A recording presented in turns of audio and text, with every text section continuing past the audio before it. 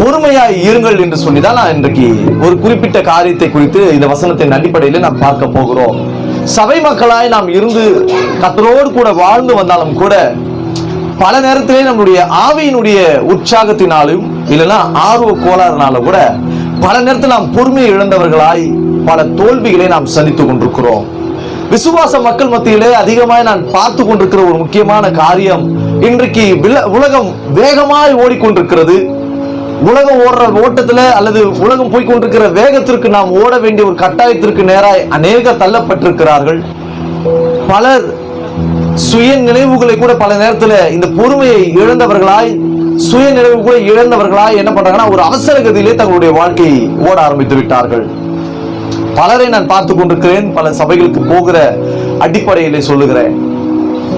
நல்ல ஒரு விசுவாச வாழ்க்கை ஆரம்பித்த ஒரு விசுவாசியினுடைய வாழ்க்கை நல்லாதான் பிரதர் ஆரம்பிச்சாங்க, நல்லாதான் சபைக்கு வந்தாங்க, மரியாதையோடு பேசுவாங்க, மரியாதையா இருப்பாங்க, சபையினுடைய எல்லா ஒழுங்குகளிலும் அவர்களுடைய சாட்சியை அவர்கள் வெளிப்படுத்தினார்கள் என்று பலரை குறித்து சாட்சி கேட்டிருக்கிற நாம் நம்மளுடைய காதுகளும் இன்றைக்கு அவர்களை குறித்து பேசும் பொழுது ரொம்ப அவசரப்படுறாங்க. பிரதர் எப்படி பொறுமையா இருப்பாங்க, அந்த பொறுமையினால் அவங்களுக்கு மரியாதை தெரியும், தேவனுடைய சித்தத்தையும் கீழ்ப்படுதலும் உணர்ந்து அவர்கள் வாழ்வார்கள் என்று கேள்விப்பட்ட அவர்களை குறித்து இன்றைக்கு சொல்லப்படுகிற வார்த்தை ரொம்ப அவசரப்படுறாங்க பிரதர். எல்லா காரியத்திலும் அவசரப்படுகிறார்கள். அது ஊழியமா இருக்கட்டும் அல்லது தங்களுக்கு உண்டாக அல்லது தங்களுக்கு தேவையான அவருடைய தேவைகளின் அடிப்படையாக இருக்கட்டும், எல்லாவற்றிலும் ஒரு அவசர கதி அவர்கள் அதிகமாய் செய்து கொண்டிருக்கிறார்கள். அதனால் வந்த ஒரு விபரீதம், அவர்கள் பொறுமை இழக்கும் பொழுது பல விதத்திலே இந்த உலகத்திலே பலவிதமான இன்னல்களுக்கு உள்ளாக அகப்பட்டு மாட்டிக்கொண்டிருக்கிறார்கள். வாலிபர்களுக்கு சொல்லுகிறேன், வாலிப பருவம் அடைந்த உடனே அவர்களுக்குள் காணப்படுகிறதும் கேட்கப்படுகிறதுமான பல காரியங்கள் அவர்களை உற்சாகப்படுத்தி அவர்களை இந்த உலகத்திலே எல்லாவற்றையும் அனுபவிக்கும்படிக்கு அவர்களை ஆசைகள் தூண்டிவிடும். அவருடைய கண்களில் பார்க்கிறதும் அவர்கள் மற்றவர்களோடு கூட சராசரி தன்னுடைய வாழ்க்கையில் அவர்கள் வாழ்ந்து கொண்டிருக்கிற வாழ்க்கையிலும் பலரை பார்க்கும் பொழுது தங்களை அதோடு கூட அவர்கள் கம்பேர் பண்ணி அல்லது அதோடு கூட பொறுத்து கொள்ள பார்க்கும்படிக்கு சுய ஆசைகளையும் இச்சைகளையும் நிறைவேற்றிக் கொள்ள அவர்கள் விரும்புவார்கள். அதுலதான் என்ன ஆயிடுதுன்னா சின்ன வயசுலேயே லவ், சின்ன வயசுலேயே உலக இச்சை, சின்ன வயசுலேயே அசுத்தம், தேவனுக்கு பிரியமே இல்லாத காரியத்தை குறித்து அவர்கள் யோசிக்காமல், தேவனுக்கு பிரியம் உண்டாக அவர்கள் நடக்காமல், உலகத்தினால் இருக்கிறதான ஆசைகளுக்கும் இச்சைகளுக்கும் அவர்கள் மாட்டி பிணைக்கப்பட்டு அவர்கள் வாழ்ந்து கொண்டிருப்பார்கள். அதனால்தான் வாலிபர் கூட்டம் வச்சு வாலிபர்களுக்காக சில ஆலோசனைகளை ஊழியர்கள் வழியாக ஆண்டவர் பேசிக் கொண்டிருக்கிறார். இந்த பொறுமையில இருங்க, ஊழியம் செய்றீங்களா, பொறுமையோடு கூட வளர்ந்து ஊழியம் செய்யுங்க, எதிர்காலத்தை நோக்கி ஓடுறீங்களா, அந்த எதிர்காலத்திற்கு ஏற்ற விதத்தில் ஆண்டவர் கொடுக்கிற அந்த ஆசீர்வாதத்துக்காய் கொஞ்சம் பொறுமையோடு இருங்க, தாய் தகப்பனுக்கு பொறுமையோடு கூட பதில் சொல்லுங்க, கீழ்ப்படிங்க என்று சொல்லி எல்லாம் இந்த வாலிபர்களுக்கு ஆலோசனை சொல்லுவார்கள். அதுவே பெரியவர்களுக்கு வேறு ஒரு பரிமாணத்தின் ஒருடைய நிலைகள். அவர்கள் தங்கள் பெற்றிருக்கிற பிள்ளைகளுக்கும் குடும்பத்திற்கும் அதிகமான காரியங்களை அவர்கள் செய்ய வேண்டும் என்று எண்ணி பலர் பல விதத்தில் பொறுமையை இழந்தவர்களாய் உலகத்தினால் சொல்லப்படுகிற சில வார்த்தைகளையும் ஆசாபாசங்களுக்கும் சில வார்த்தைகளை கேட்கிறதுனாலே தங்களுடைய குடும்பத்தினுடைய சூழ்நிலையும் தங்களுடைய சூழ்நிலையும் அறிந்து அந்த பொறுமையிலிருந்து அவர்கள் தவறி பல கடன்களிலும் பலர் இந்த கடனால் வருகிறதான உபத்திரவங்களிலும் வியாதிகளிலும் சொல்லப்போனால் பிசாசினுடைய கண்ணிகளிலும் கூட பல விசுவாசிகள் மாட்டி விடுகிறார்கள். நான் பேசுறது புரியுதா? ஹலோ ஹலோ இருக்கிறீங்களா? விசுவாச மக்கள் இன்றைக்கு அதிகமாய் போய்கொண்டிருக்கிற ஒரு காரியத்திற்கு ஒரு முக்கியமான காரியத்தை என் காலையில வேதம் தியானித்துக் கொண்டிருக்கும் பொழுது ஆண்டவர் பேசினார். சங்கீதக்காரனுக்கும் இந்த சூழ்நிலை இருந்ததாம். தேவன் அவனை தெரிந்து கொண்டதுக்கு பிற்பாடு சாமுவேல் தீர்க்கதரிசி மூலமாய் அபிஷேகம் பண்ணினதுக்கு பிற்பாடு அவன் வாழ்க்கை மிகுந்த உபத்திரவத்தையும் அதிகமான சோதனைகளும் சொல்லப்போன மரண கண்ணிகளும் நிமிடந்தோறும் அவனை துரைத்துக் கொண்டே இருந்ததாம். ஆனால் எந்த விதத்திலும் சற்றும் அசையாமல் தேவனுக்காக வைராகியமாக இருந்த, விசுவாசத்தில் வைராகியமாக இருந்த, தேவ அபிஷேகத்தில் நிலைத்திருந்த தாவீதுக்கு ஒன்று தெரியும், நான் இன்றைக்கு காத்துக் கொண்டிருக்கிற இந்த பொறுமை நிச்சயமா என்னுடைய வாழ்க்கையில மிகப்பெரிய உயர்வை கொண்டு வரும். கையை தட்டி அல்லேலூயா அல்லேலூயா. அதனாலதான் தன்னுடைய எக்ஸ்பீரியன்ஸ்ல இருந்து அனுபவத்தில் இருந்து அவன் பேசுகிற ஒரு வார்த்தை, நான் கர்த்தரிடத்தில் பொறுமையோடு கூட காத்திருந்தேன். எனக்கு தெரியும், நான் பொறுமையா இருந்தேன்னா எனக்காக அவர் வேகமா செயல்படுவார். கைகளை தட்டி அல்லேலூயா. தன்னுடைய வாழ்க்கையின் அனுபவத்தில் இருந்து பார்த்து தாவீதுக்கு ஒன்றே ஒன்று தெரியும், நாம் பொறுமையோடு கூட காத்திருந்தால் எனக்காக அவர் வேகமாய் செயல்படுவார். எந்த காரியமாய் கூட இருக்கட்டுமே, பொறுமையினால்தான் அநேகர் பல ஆசீர்வாதங்களையும் தேவனுடைய வழிநடத்துதல்களையும் புரிந்து கொள்ள முடியும். அல்லேலூயா.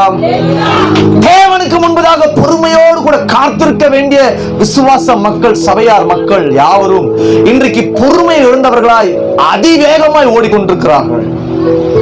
வாகனம் ஓட்டுறவங்களுக்கு போர்டுல போட்டிருப்பாங்க, வேகம் விவேகம் அல்ல, வேகம் ஆபத்து, விவேகம் தான் நிதானம். அல்லேலூயா. இன்னைக்கு விசுவாசிகள் வேகத்தை கடைபிடிக்கிறார்கள், விவேகத்தை மறக்கிறார்கள். இந்த வேகத்தை பிசாசு என்ன பண்றானா, பல விதத்திலே நம்மளுடைய ஆவியை தூண்டி விடுறான். என்ன பண்றான் சொல்லுங்களேன். ஓ, நீங்களாம் பரிசுத்த ஆவியிலேயே இருக்கிறாள் இல்லையா, அதனால உங்களுக்கு அந்நிய பாஷை மட்டும் வேற எதையும் தெரியாதுல்ல, பிசாசு தூண்டுறதுலாம் தெரியாது. இயேசுநாதர் கூட இருந்த யூதாசிய பிசாசு தூண்டினான்னு வசனம் சொல்லுது. அவன் வேலை தூண்டிக்கிட்டே இருப்பான், குழப்பத்தை உண்டாக்கிட்டே இருப்பான், தேவனை விட்டு கீழே இருந்துட்டே இருப்பான், தேவனை விட்டு வெளியே வேற சிந்தை போற மாதிரி ஏதாவது பண்ணிக்கிட்டே இருப்பான். அவன் வேலை, அவனுடைய வேலை அவன் ஒழுங்கா செய்யறான், சொல்லப்போனா அவனுடைய ஊழியத்தை ஒழுங்கா செய்யறான். ஆனால் ஊழியம் செய்கிற நாம் அல்லது ஊழியத்திற்கு ஒப்பு கொடுத்த நாம் பல நேரத்தில் நம்ம வேலையை நம்ம விட்டுட்டு மற்ற ஊழியத்து மேல மூக்க வச்சு வாயை வச்சு பேசிக்கிட்டாங்களா, அவ்வளோ போயிட்டு இருக்கோம். இல்லையா? சில காரியங்கள் ஊழியத்திற்கும் சேர்த்தே நான் பேசுகிறேன். பல காரியங்களை குறித்து வேதம் தெளிவாய் நம்ம கற்றுக் கொடுத்திருக்கிறது. சங்கீதக்காரன் தெளிவாய் சொல்கிறான், நான் கர்த்தரை நம்பி இருக்கிறவன், நான் கர்த்தரை நம்பி இருக்கிறபடினால் அவரை நோக்கி நான் பொறுமையோடு கூட அமைதியா இருக்கேன். இந்த பொறுமை எல்லாம் பிரதர் எனக்கு இல்ல பிரதர் சொல்லவே சொல்லாதீங்க. பிரதர் அதெல்லாம் எனக்கு வரவே வராது பிரதர் சொல்லவே சொல்லாதீங்க. நிச்சயமா வரும். அல்லேலூயா. வசனம் அழகா சொல்லுது, தேவன் தம்முடைய சாயலின்படி தம்முடைய ரூபத்தின்படி யாரை படைச்சாரு? இல்லைங்க, ஆதியிலிருந்து குரங்கு தான் இருந்துச்சா, குரங்குல இருந்தா நாங்களாம் வந்தோமா அப்படிலாம் நினைக்காதீங்க. அவன் சயின்ஸ் 1000 பேசுவான், ஆனா பரிசுத்த வேதாகமும் சத்திய வேதாகமும் சொன்ன சத்தியம் சத்தியமே. கைகளை தட்டி அல்லேலூயா. உலகத்தார்கள் 1000 சொல்லட்டும், தேவனிடத்தில் இருக்கிற ரூபமும் சாயலும் எனக்குள், தேவன் அவருடைய சாயலின்படி படைத்த எனக்குள் அப்படி இருக்கிறபடினால் நிச்சயம் பொறுமையும் எனக்குள் வந்தே. அல்லேலூயா. அதை குறித்து அழகா வேதனை சொல்லுது, பார்க்கலாம். அவரே எப்படிப்பட்டவர்னா நமக்குள்ள அது வருதுன்னா, சங்கீதங்களின் புஸ்தகம் வாசிங்க, 86ஆம் சங்கீதம் 15ஆம் வசனம் வாசிங்க. ஆனாலும் ஆண்டவரே, நல்லா கவனிங்க. ஆனாலும் ஆண்டவரே, நீர் மன உருக்கமும், இயேசு ராஜா மன உருக்கமும் இரக்கமும் நீடிய பொறுமையையும் பாருங்க. அவர்கிட்ட என்ன இருக்குது? நீடிய பொறுமை இருக்குதா? எல்லாம் என்ன பாருங்க. அல்லேலூயா. அவருக்குள்ள மன உருக்கம், இரக்கம், நீடிய பொறுமை, பூரண கிருபை, சத்தியமுள்ள தேவன் எல்லாமே அவர்கிட்ட இருக்குது. அப்படின்னா அவர் எப்படி இருக்கிறாரோ அவனமாக தான் நாமும் இருப்போம். அப்ப பொறுமைன்றது நம்ம கிட்ட இருக்குதா இல்லையா சொல்லுங்களேன். ஐயா நாங்களாம் இந்த ஏரியா ஆளுங்க, எங்களுக்கு பொறுமெல்லாம் இருக்காது, நாங்களாம் எத்தோனா வெட்டு 1 துண்டு 2 அப்படின்ற மாதிரிலாம் இருக்காதீங்க. அதெல்லாம் அந்த காலம். நாம் கிறிஸ்துக்குள் வந்த உடனே அவர் எப்படியா இருக்கிறார் அப்படியே நாம் மாறி விடுகிறோம். அல்லேலூயா. அதான் பக்தர் பண்ணாங்க, தேவ சாயலாக மாறி தேவனோடு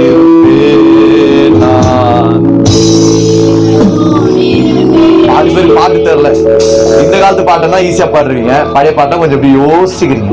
நாம் தேவனுடைய சாயலுக்கு ஒப்பாய் மாறும் பொழுதுதான் அவருக்குள் இருக்கிறதான இந்த மன உருக்கம், நீடிய பொறுமை, தயவு, நற்குணம் எல்லாம் நமக்குள்ள வரும்.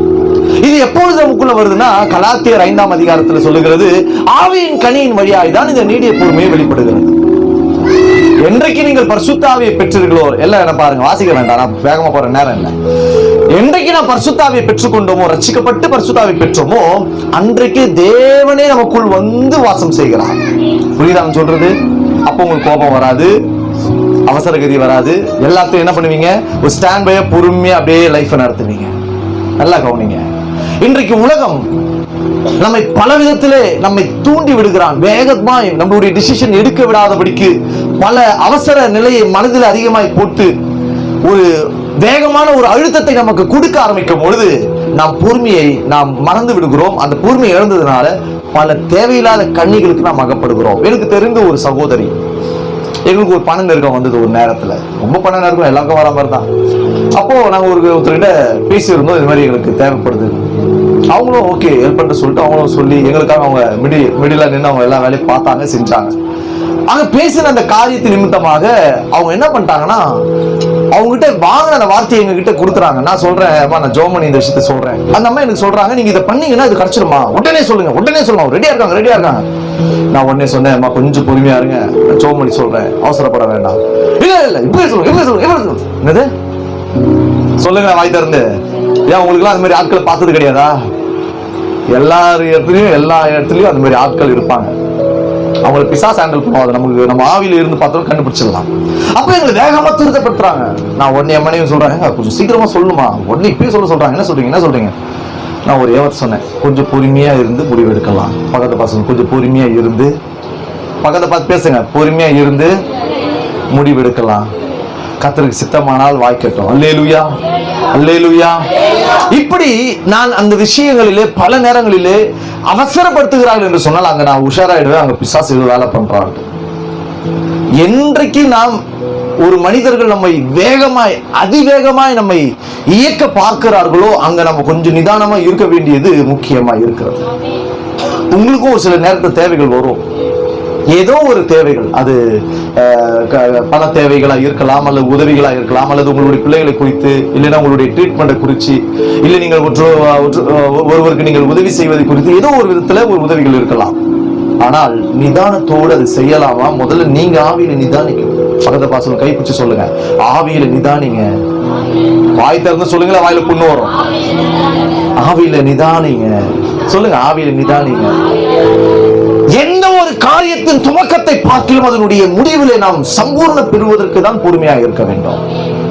நம்ம என்ன பண்ணிடுறோம்னா, ஒருத்தர் நம்மளை கொஞ்சம் புஷ் பண்றாங்க, நம்மளுடைய தேவைக்காக அவங்க கொஞ்சம் ஒர்க் பண்றாங்க, நமக்காக உதவி செய்ய ஓடிட்டு இருக்கிறாங்க, நம்ம கண்ணு அதை தான் பார்ப்போம். ஆனா வசனம் தெளிவா சொல்லுது, மனுஷன் முகத்தை பார்ப்பான், கர்த்தரோ இருதயத்தை பார்ப்பான்.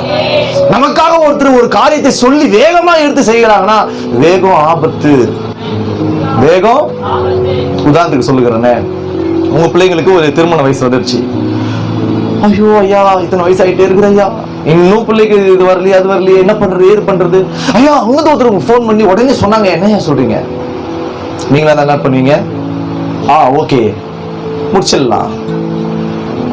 பொதுவான ஒரு பெற்றோருடைய பார்வை சரிதான், நான் இல்லைன்னு தப்பு சொல்லவே இல்லை. அது பொதுவான பெற்றோருக்கு. உங்களுக்கு நான் சொல்றேன், விசுவாச மக்களுக்கோ அல்லது ஆவிக்குரிய பெற்றோர்கள் நான் சொல்லுகிறேன், எந்த ஒரு காரியம், எந்த ஒரு வரனின் காரியமா இருந்தால், அவங்களுடைய பிள்ளைகளை குறித்த படிப்பா இருக்கலாம், கல்லூரியா இருக்கலாம், வேலை வாய்ப்பா இருக்கலாம், அல்லது திருமண எதிர்காலமா இருக்கலாம், அல்லது ட்ரீட்மெண்டா கூட இருக்கலாம். உதாரணத்துக்கு சொல்லுகிறேன், ட்ரீட்மெண்ட் காரியங்களாக கூட இருக்கலாம். அவசரப்படாம 1000 பேர் வந்து சரியா சரி சரி இது சரி இது சரி இது செய், இது கரெக்டா வாய்க்கும், இது கரெக்டா நடக்கும், நான் போய் பார்த்தேன், பலருக்கு சக்சஸ் ஆயிருக்கு. No no no no. எனக்கு அது ஆண்டவர் அனுமதிச்சிருக்கிறாரா நிதானிக்க. பக்கத்தை பார்த்து சொல்லுங்க, ஆண்டவர் எனக்கு அதை வச்சிருக்கிறாரா அந்த பாதைய? வாய் திறந்து சொல்லுங்களேன், அப்படின்னு நம்ம நிதானிக்கணும். அதுதான் பொறுமை. அல்லேலூயா. அப்போ அந்த பொறுமையை நாம் அதிகமாக தேவ சமூகத்துல இருந்து, ஆண்டவரே இந்த காரியத்திற்காக நான் காத்திருக்கிறேன், இந்த காரியத்தை நான் எடுத்து நடத்தலாமா? இப்படி ஒரு ஆஃபர் எங்களுக்கு வருகிறது, இப்படிப்பட்ட ஒரு வழிகள் ஆண்டவர் தேவைகள் திறக்கிறீங்க, இதுக்குள்ள நாங்கள் போகலாமா? கேட்கணும். பக்கத்து பசங்க ஏசப்பா கிட்ட பேசணும், ஆண்டவர்கிட்ட கேட்கணும். கேட்பீங்களா? அதுக்குதான் நீங்க செய்தி. அல்லேலூயா. பல காரியங்கள் நம்மை துரிதப்படுத்துகிறார்கள் என்று சொன்னால் தெளிவா இருக்கணும், தெளிவா இருக்கணும். சில நேரத்தில் ஆண்டவர் நம்மை துரிதப்படுத்துவார். அதையும் நான் உங்களுக்கு சொல்றேன். ஆண்டவர் 12 சீஷர்களோடு கூட மலை உபதேசங்களை முடித்து விட்டு அக்கறைக்கு போகும்படிக்கு, அவர்களை படகில் போகும்படிக்கு அவரை துரிதப்படுத்தினார். எதுக்கு? அங்க ஒரு ஆத்துமா இருக்குது. அல்லேலூயா. அவருக்கு எப்ப துரிதப்படுத்துறாரோ அதுல பாத்தீங்கன்னா திரளான ரட்சிப்பும் மீட்புகளும் ஆசீர்வாதங்களும் இருந்து கொண்டே இருக்கும். உடனே புரிஞ்சவங்க கையை தட்டி இருக்கணும். அல்லேலூயா. இயேசுவை பத்தி பேசினா கையை தட்டணும் ஜனங்களா, இல்லைன்னா உங்க வாழ்க்கையில ஆசீர்வாதம் உங்களால புரிந்து கொள்ள முடியாது. Spiritual life. அல்லேலூயா. சில நேரங்களில் அவர் துரிதப்படுத்துவார். இந்த இடத்த நிக்காது, இங்கிருந்து போ அப்படின்னுவாரு. இந்த வீட்டுல இருக்காது, இந்த வீட்டுல இருந்து வேற எல்லைக்கு போன்னுவாரு. இந்த காரியத்தை செய்யாத, அந்த காரியத்திற்காய் நீ காத்திருன்னு சொல்லுவார். இதெல்லாம் ஆவியானவர் நம்மை நடத்துகிற அனுபவ பாதைகள். அது அவரோடு சார்ந்திருந்தா மட்டும்தான் சத்தம் கொஞ்சம் தெளிவா கேட்கும். இல்ல பிரதர், நாங்க வந்துட்டு இன்னாருடைய செய்தியை கேட்போம், இன்னாருடைய வார்த்தைகளை தான் கேட்போம், அவர் சொன்னா எல்லாமே கரெக்டா இருக்குன்னா மனுஷனை நீ கண்ணியா மாத்திட்டு இருக்கிறன்னு அர்த்தம். ஆனால் கர்த்தரை நீ தெய்வமாய் கொண்டிருப்பியானால் உன்னுடைய வாழ்க்கை அவர் விரும்புகிறவனமாய் மாறிக்கொண்டே இருக்கும். புரிஞ்சவங்க கையை தட்டி அல்லேலூயா. ஓகே. ஆண்டவர் மிக முக்கியமாய் பொறுமையை குறித்து நம்மை அதிகமாய் எச்சரிக்கிறார். உலகம் வேகமாய் போய்கொண்டிருக்கிற இந்த உலகத்தினுடைய வேகத்திற்கு நாமும் ஓடினாலும் கூட, எப்படி ஆகாபுக்கு முன்னாடி எலியா என்பவர் வேகமாய் ஓடினானோ, ஆகாபினுடைய எல்லா விதமான ஜெயத்திற்கு முன்பதாக எலியா முந்தி ஜெயத்தை சுதந்திரிக்கும்படிக்கு ஓடினாலும் சில நேரங்களில் நாம் ஓட வேண்டியதும் இருக்கும். ஆனால் அதுல தேவனுக்கு முன்பதாக காத்திருந்த அல்லது தேவனுக்கு முன்பதாக நிற்கிற அந்த எலியா பொறுமையை கடைபிடித்துக் கொண்டிருந்தான். உங்கள் வாழ்க்கையில் ஆண்டவர் ஒரு கர்த்தருக்கு சித்தமா 3 பாயிண்ட் நாம் பார்க்கலாம். 2 முக்கியமான காரியத்தை மாத்திரம் நான் இந்த பொறுமையை குறித்து நான் சொல்லி உங்களுக்காக நான் செபிக்க விரும்புகிறேன். பொதுவாகவே இந்த பொறுமையானது நாம் பல இந்த சூழ்நிலைகளிலே நாம் இழக்கிறோம். புரியுதான் சொல்றது? எப்படி இழக்கிறோம்? ஒன்று கோபத்துல, இல்ல ஒரு சிலருடைய பேச்சு தேவையில்லாம கேட்கறதுனால ஆவி விசனப்பட்டு, இல்ல மனசு விசனப்பட்டு இந்த பொறுமையை இழக்கிறோம். இல்ல நம்ம பிள்ளைங்க நம்ம கீழ்படியாம இருக்கிறதுனால இழக்கிறோம். இல்ல நம்ம சொன்னது நடக்கலைன்னா பொறுமையை இழக்கிறோம். இல்ல நம்ம சொல்றதை ஒருத்தர் கேட்கலைன்னா நம்ம இழக்கிறோம். இப்படி பல விதத்திலே நாம் பொறுமையை இழக்கிறோம். ஆனால் இந்த பொறுமையை நாம் காத்துக் கொள்வதுதான் நம்முடைய ஆவிக்குரிய வாழ்க்கையில மிகப்பெரிய ஒரு முன்னேற்றத்தை கொண்டு வரும். பல பரிசுத்தவான்களை பார்த்திருக்கிறேன், பேர் சொல்ல விரும்பல. அத்தனை பரிசுத்தவான்களும் இந்த பாதையை கடந்து போய் தான் உச்சத்தில் இருக்கிறார்கள்.